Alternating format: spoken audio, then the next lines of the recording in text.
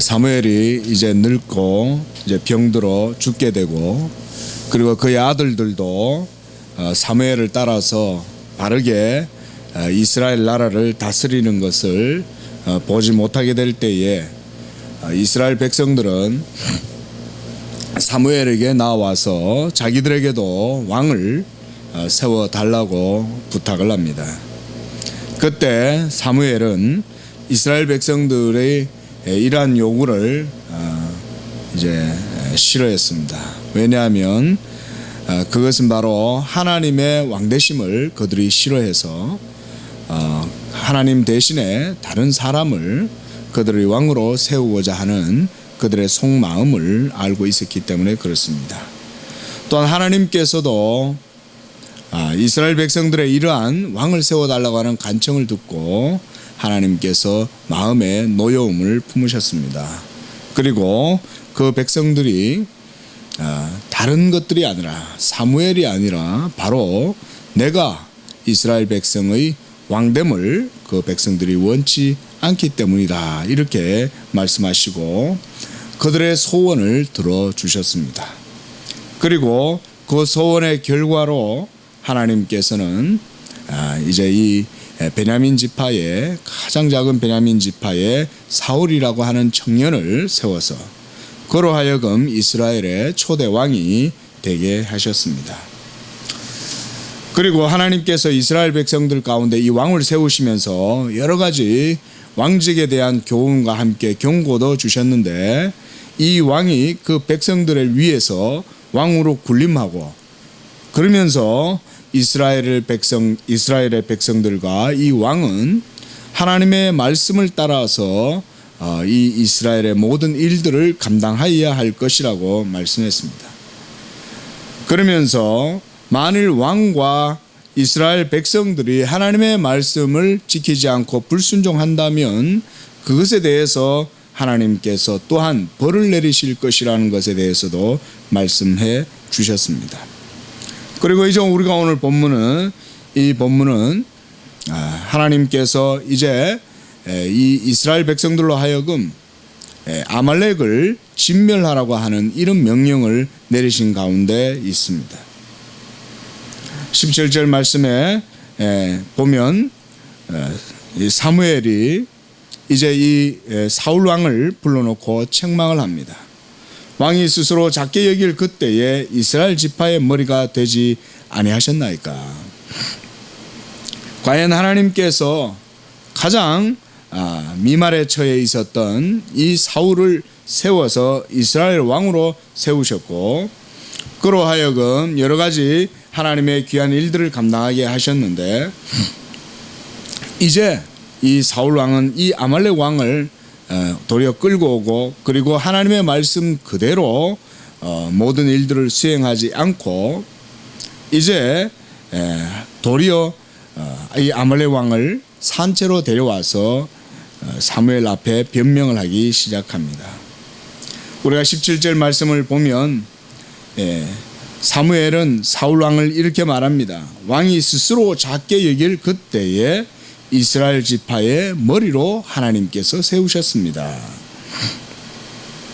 우리가 신앙생활을 하다 보면 누구나 다 그렇겠습니다. 뿐만 아니라 우리가 삶을 살면서도 그렇겠습니다. 개구리 올챙이적 생각하지 못한다고 사울 왕이 바로 그렇다고 하겠습니다. 이런 어리석고 미련한 모습은 또한 우리 인생들에게서도 쉽게 볼 수가 있습니다. 사람은 누구나 다 작고 연약했던 자신의 시절을 잊어버리고 이후에 지금의 자기 자신의 모습이 그저 자기 자신의 힘으로 능력으로 된 것처럼 이렇게 교만하여질 때가 많습니다. 누구든지 주님 앞에 나아올 그 당시에는 가장 연약하고 가난하고 비참한 모습이었습니다. 가난하고 갈급한 심령일 때에 가장 큰 은혜를 받았다는 사실을 누구라도 우리가 고백하게 될 것입니다. 그러나 그러한 자신의 처지에서 조금이라도 회복되고 나면 언제 그랬냐는 듯이 하나님께 받은 은혜를 잊어버리기가 쉽고, 또한 배응망덕하게 행동을 하는 우리의 모습들을 쉽사리 보게 됩니다. 스스로 작게 여길 그때가 바로 은혜를 누리는 때요, 스스로 머리라고 생각하는 그때가 엎드러질 때임을 우리가 항상 기억해야 하겠습니다. 이와 같이 하나님의 나라는 이와 같은 겸손의 원리로 분명하게 작용한다고 하겠습니다. 겸손의 중심은 언제나 하나님이 그 가운데 계십니다. 그러나 교만의 중심에는 항상 내가 서 있습니다. 지금 사울 왕은 자신이 왕이 된 것이 누구 때문인지를 잊어버리고 있습니다. 그래서 사무엘 선지자는 당신이 왕이 된 것이 누구 때문입니까? 여호와께서 당신에게 기름을 부어 왕을 삼지 아니하셨습니까? 이렇게 책망하고 있는 것입니다. 하나님의 은혜로 우리가 이와 같이 존귀하고 복된 자리에 서게 되었습니다. 그것이 바로 예수 그리스도를 믿음으로 말미암아 죄사함과 동시에 가장 비천했던 죄의 종 사탄의 종에서 이제는 하나님의 의의 자녀가 되었다는 사실에 있습니다. 우리가 누리는 이와 같은 신앙의 자유와 평강과 안식, 그리고 위로와 담대함과 이런 복음의 모든 은혜, 이 모든 것의 원천이 바로 예수 그리스도와 하나님 아버지의 은택 때문이 아니겠습니까? 또한 이러한 복음의 모든 부요함과 능력과 확신들이 어디서 오는 것입니까? 바로 그리스도의 영의 내주하심과 역사하심 때문이 아니겠습니까? 하나님께서 우리를 이와 같이 존귀한 자리로 세워주시고 왕같은 제사장 거룩한 나라의 그러한 존재로 세워주셨음을 우리가 항상 기억해야 되겠습니다. 하나님께서는 교만한 자를 대적하시고 겸손한 자들에게 은혜를 주십니다. 또한 하나님은 교만한 자를 물리치시고 겸손한 자에게 은혜를 주신다고 말씀했습니다. 우리가 이 사울왕을 보면서 하나님께서 사울이라고 하는 한 인격체를 통해서 바로 우리 자신들에게도 그와 같이 말씀하신다고 생각해야 되겠습니다. 사울왕 한 사람의 연약함이 아닙니다. 이것은 우리 모든 사람들의 동일한 연약함이라고 할 수가 있습니다. 18절 말씀에 여호와께서 왕을 길로 보내시며 이르시기를 하였습니다. 하나님께서 사울 왕에게 주신 명령은 죄인 아말렉을 진멸하되 다 없어지기까지 치라고 하셨습니다. 그리고 그곳에서 아무것도 남겨두지 말라고 하였습니다. 거기에는 아강왕도 포함되어져 있었고 양과 소도 그 가운데 다 포함되어져 있었습니다. 그런데 어찌된 일인지 사무엘의 귀에 아강왕의 웃음소리와 그리고 양과 염소들, 소의 소리가 들렸습니다. 하나님께서 사울왕과 이스라엘로 하여금 이 죄인 아말렉 사람을 진멸하라고 명령하신 것에는 그들이 여호와와 이스라엘을 대적한 일이 있었기 때문입니다.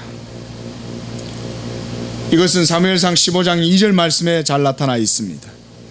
만군의 여호와께서 이같이 말씀하시기를 아말렉이 이스라엘에게 행한 일 곧 애굽에서 나올 때의 길에서 대적한 일로 내가 그들을 벌하노니라고 말씀하셨습니다. 그래서 성경은 아말렉을 죄인 아말렉이다 이렇게 말씀하고 있습니다. 그리고 이제 사울 왕은 하나님의 이 명령이 죄인 아말렉의 그 죄를 단죄하는 것에 사명이 있다는 사실을 주의해야 했습니다.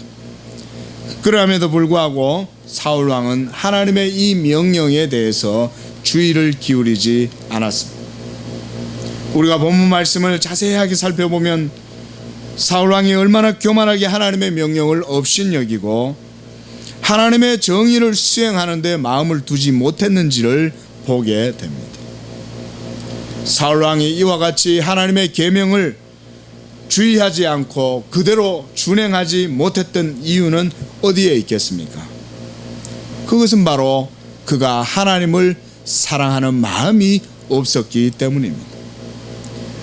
우리가 요한일서 2장 5절 말씀을 보면 성경은 하나님을 사랑하면 그의 계명을 지킨다고 하였습니다. 또한 요한복음 14장 15절에 주님은 너희가 나를 사랑하면 나의 계명을 지키리라 이렇게 말씀했습니다. 우리가 성경에서 보아서 알다시피 나의 힘이 되신 여호와여 내가 주님을 사랑합니다 라고 이러한 고백을 했던 인물이 바로 다윗 왕입니다. 다윗 왕은 하나님의 마음에 합한 사람이었습니다. 그가 하나님의 마음에 합하게 된 그 가장 중요한 원인이 무엇입니까? 그가 하나님의 말씀을 철저하게 수행했기 때문입니까? 그가 완전한 사람이었기 때문입니까? 아니면 그가 인품이 좋아서였습니까? 그렇지 않습니다. 그도 똑같은 성정을 가진 연약한 인물이었음에도 불구하고 그의 마음의 중심에는 항상 하나님에 대한 사랑이 있었기 때문입니다. 그러나 오늘 이 사울왕의 하나님께 대한 고백을 들어보십시오. 21절 말씀에 보니까 사울왕은 자신을 책망하는 이 사무엘을 향하여 이렇게 말합니다. 다만 백성이 그 마땅히 멸할 것 중에서 가장 좋은 것으로 길갈에서 당신의 하나님 여호와께 제사하려고 왕과 소를 끌고 왔습니다. 이렇게 말하는 거예요. 여러분, 여기서 사울 왕에게 있어서 하나님은 어떤 분입니까? 이것은 다윗과 완전히 다른 그러한 고백으로 보여질 수 있습니다. 당신의 하나님 여호와께 제사하려고 왔다는 것입니다. 이것이 다윗과 사울의 가장 큰 차이입니다. 다윗은 똑같이 연약한 사람이었지만 그는 나의 하나님 내가 주님을 사랑하나이다 라고 고백합니다. 그러나 사울 왕에게 있어서 하나님은 당신의 하나님 여호와입니다. 나의 하나님 여호와가 아니라 당신의 하나님 여호와라는 것입니다. 이것이 사울의 신앙의 가장 치명적인 단점입니다. 여러분, 우리에게 있어서 하나님은 누구입니까? 여러분에게 있어서 하나님은 어떤 분입니까? 하나님을 사랑함으로 여러분들이 그분을 믿고 의지하고 있습니까? 아니면 목사님의 하나님, 장로님의 하나님, 다른 성도들의 하나님, 교회의 하나님입니까? 아니면 바로 여러분들 자신의 하나님입니까?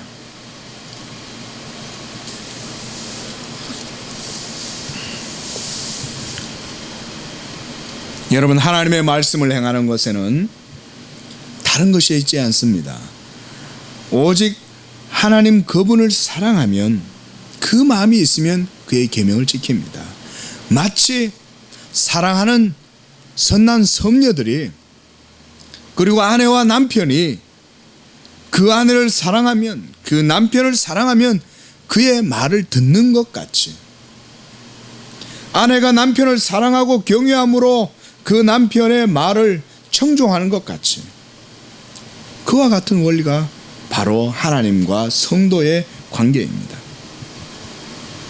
결국 사울 왕의 중심에는 하나님을 사랑하는 마음이 없었다는 이 중요한 사실을 우리가 깨닫게 되는 것입니다. 이와 같이 다윗이 하나님을 사랑함으로 하나님의 뜻 행하는 데 있어서 주저함이 없었듯이 그가 하나님을 사랑했기 때문에 주저함 없이 골리앗을 향하여 물맷돌을 던지고 달려갔던 것처럼 하나님을 사랑하는 사람들은 그 사랑함으로 하나님의 계명을 이루는 것입니다. 19절 말씀을 보니까 사무엘은 사울 왕을 향하여 여호와의 목소리를 청종하지 아니했다고 책망합니다. 그리고 그가 탈취에만 급급하여 하나님께서 악하게 여기신 그 일들도 뻔뻔스럽게 행했다고 책망하고 있습니다. 하나님께서 이스라엘의 왕을 세울 때 그 왕과 백성에게 주신 사명은 다른 것에 있지 않습니다. 이스라엘의 진정한 왕이신 하나님의 말씀을 이루고 그의 뜻을 행하는 것에 있었습니다. 그리고 하나님께서는 이스라엘이 하나님의 말씀을 불순종할 때에 왕이라도 하나님께서 세우셨을 그 왕도 하나님께서 책망하시고 벌하실 거라고 말씀하셨습니다. 하나님과 또한 이스라엘 백성들 사이에 하나님께서 왕을 세우셨을 때 왕은 백성들 앞에서 여호와의 말씀을 행하고 나라 전체가 하나님의 소유가 되도록 힘쓰는 것에 그의 의무가 있었습니다. 그러나 사울 왕의 마음은 하나님께 있지 않고 오로지 재물과 권력을 누리는 것에 창념하고 있습니다. 하나님은 아말렉을 말끔히 제거해서 공의를 세우시기를 원하셨지만 사울 왕은 여호와의 말씀과 그분의 뜻이 무엇인지 분간치를 못하고 있습니다. 그의 20절에 그의 변명을 보면 정말 과관입니다. 사람이 교만하여지면 이와 같이 미련하게 되는가 봅니다. 하나님의 말씀을 자기에게 구하고 있는 사무엘 앞에서조차 그는 뻔뻔스럽게 변명을 늘어놓고 있습니다. 이러한 것을 볼 때에 우리는 교만병에 사로잡힐 때에 사람이 얼마나 파렴치해지고 뻔뻔해지고 거짓된 존재로 변모하는지를 알게 됩니다. 특히 21절 그의 말을 보십시오. 그는 다만 이렇게 말합니다. 하나님께서 그렇게 말씀해서 내가 이렇게 행했습니다. 얼마나 위선과 가식을 드러내는지 모릅니다. 내가 하나님의 말씀을 21절에 이렇게 행했다는 거예요. 내가 여호와의 목소리를 청종했습니다. 그래서 내가 이렇게 했습니다. 아말렉 왕 잡아왔지 않습니까? 그리고 모든 사람들을 다 진멸했지 않습니까? 여러분, 하나님은 사람의 마음의 중심을 봅니다. 여호와께서 아무것도 남기지 말고 모조리 다 진멸하라고 했을 때 이미 하나님은 사울 왕 속에 숨어있는 교만을 보셨을지도 모릅니다. 여지없이 사울 왕 속에 숨어 있었던 그 교만이 드러납니다. 그리고 그는 이렇게 사악하게 그의 변명을 늘어놓습니다. 다만 백성이 마땅히 그 모든 멸할 것 중에서 가장 좋을 것으로 하나님 여호와께 드리려고 가져왔습니다. 여러분, 우리가 21절에 이 사울 왕의 변명을 보고 딱 생각나는 단어가 있지 않습니까? 그게 뭡니까? 고르반이라고 하는 단어이죠. 고르반. 내가 하나님께 드리려고 이걸 가져왔나이다. 여러분, 이것이 바로 변명의 극치입니다. 하나님은 그런 걸 원치 않습니다. 22절 말씀에 사무엘은 이렇게 고백합니다. 여호와께서 번제와 다른 제사를 그의 목소리 청정하는 것을 좋아하심 같이 좋아하시겠습니까? 하나님께서 어찌 우리의 물질과 우리의 연약한 행위와 이러한 것들을 받으시겠습니까?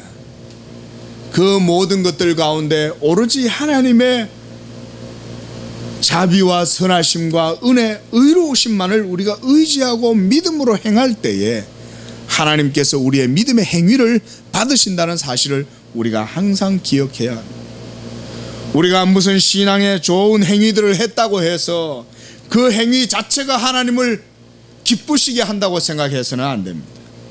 그것이 아니라 하나님의 자비하심, 선하심, 의로우심을 인해서 하나님께서 우리의 그 행위도 받으신다는 사실을 기억해야 합니다. 그러므로 우리가 무슨 선한 일을 행했을 때에 그 선한 행위를 행하고 나서도 그 행위 자체도 오로지 하나님의 은혜요, 하나님의 선물이었다는 사실을 우리가 고백할 수 있어야 됩니다. 이것이 진정으로 성숙한 믿음이라고 하겠습니다. 우리가 오늘 이와 같은 말씀에서 사울이라고 하는 한 인격의 불순종 한 왕의 모습을 통해서 우리들의 모습들도 볼 수 있어야 되겠습니다. 그리고 이러한 말씀을 통해서 하나님의 뜻이 무엇인지를 배워야 하겠습니다. 하나님의 뜻은 이제 우리에게 성경 전체로 다 우리에게 주어져 있습니다. 그것을 한마디로 말하면 하나님의 계명의 말씀입니다. 이 계명의 말씀을 우리가 이제 믿음으로 행하는 데 힘써야 되겠습니다. 그리고 다윗왕과 같이 하나님을 사랑하면 그의 계명을 힘써 행하게 된다는 이 중요한 신앙의 교훈도 잊지 않아야 되겠습니다. 23절 말씀에 사무엘은 이렇게 말합니다. 거역하는 것은 점치는 것과 같고 완고한 것은 우상에게 절하는 죄와 같습니다 하는 것입니다. 여러분이 우상에게 절하지도 않았고 여러분이 점집에 가서 점을 치지도 않았지만 하나님의 말씀에 불순종하고 어기고 거역하고 그리고 뻣뻣한 목으로 하나님 앞에 나온다면 그것은 그와 같은 죄와 같은 것입니다. 여러분, 하나님의 말씀을 사랑하고 하나님의 계명을 즐거이 순종하면 하나님께서 여러분들을 이와 같이 이스라엘의 가장 높은 자리로 세우실 것입니다. 그러나 여러분들이 하나님의 말씀을 버리고 어기면 하나님께서도 여러분들을 내버려 두실 것입니다. 이와 같이 겸손한 자에게 주시는 은혜를 항상 누리고 사울 왕의 이 교훈을 우리에게도 또한 새겨서 항상 하나님을 사랑함으로 주의 계명 가운데 행하는 복된 성도들 되시기를 주의 이름으로 축원을 드립니다. 기도하겠습니다. 자비하신 하나님 아버지, 오늘 사울 왕이라고 하는 한 인격을 통해서 또한 우리가 보고 듣고 배워야 할 것이 무엇인지를 생각해 봅니다. 하나님께서 겸손한 자에게 은혜를 주시고 하나님의 계명을 행할 때에 억지로 행함이 아니라 내가 하나님을 사랑함으로 하나님의 계명을 즐거이 순종하리라고 하는 이러한 신앙의 교훈을 마음속 깊이 새기게 하여 주시옵소서. 그리하여 믿음으로 즐거이 순종하여 하나님을 기쁘시게 하는 우리의 신앙이 되게 하여 주시옵소서. 거룩하신 예수님의 이름으로 기도하옵나이다.